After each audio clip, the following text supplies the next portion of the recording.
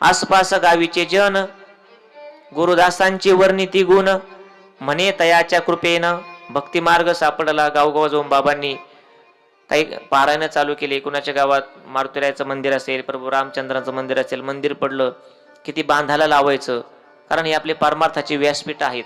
मंदिर चांगले आहे, आपण देवाचं घर चांगलं केलं की देव आपलं घर चांगलं करतो असं बाबांचं म्हणणं असतं. नेवासा, गंगापूर, श्रीरामपूर, राहुरी जिथे जिथे बाबा गेले अगदी पारनेर पर्यंत गोशाळा आणि देवाची मंदिरं चांगले ठेवायचे.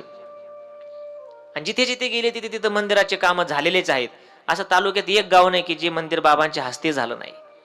आणि बिगर देणगीचं तर अजिबात नाही. त्या गावात गेली जेवढी देणगी जमा होईल तेव्हापासून मोठ्या बाबांपासून आतापर्यंत जोडीत हात घालायचा बाबांच्या, आणि जेवढे हातात पैसे येईल तेवढे लगेच त्यांना देऊन टाकायचे. हे मंदिराच्या कामाकरता म्हणजे पायाच भरायचा.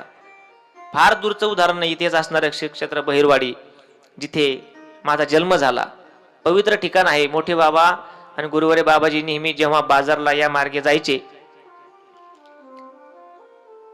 तेव्हा जाता जाता श्रीकाल भैरवनाथ महाराजांचं दर्शन घेऊन जायचे. ते पवित्र ठिकाण म्हणजे असं आहे, ज्यावेळेस अमृत वाटप झाली, राहूच्या कंठातून अमृत पडलं प्रवरा अमृत वाहिनीमध्ये, आणि ते अडवण्याकरता भैरवनाथांनी त्या ठिकाणी अवतार घेतला आणि त्रिशूळ मारला. ते कुंड अजूनही आहेत, काही तांदळे आहेत तिथे. तिथे दर्शनाला गेलं की गुरुवारे बाबाजी मोठे बाबाने विचारायचे, बाबा नदीला पाणी नाही, चिमणी कोकली तर पिण्याकरता पाणी नाही कुठेच, आणि हे कुंडामध्ये पाणी कुठून येतं? तर मोठे बाबा दाखवायचे. ते बघा म्हणले, भाऊ तिकून धार येते.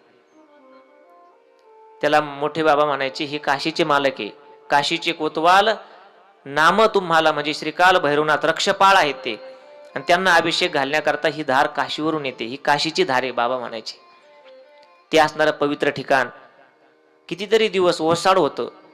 मलाही आठवतं जेव्हा आम्ही शाळेत होतो, मंदिर नाही काही नाही, एक होतं मौनी बाबांनी बांधलेलं तिकडे, पण जुनं पुरातन ठिकाण जिथे होतं एका खडकावरती भगवान श्रीकाल भैरवनाथांची स्वयंभू मूर्ती होती.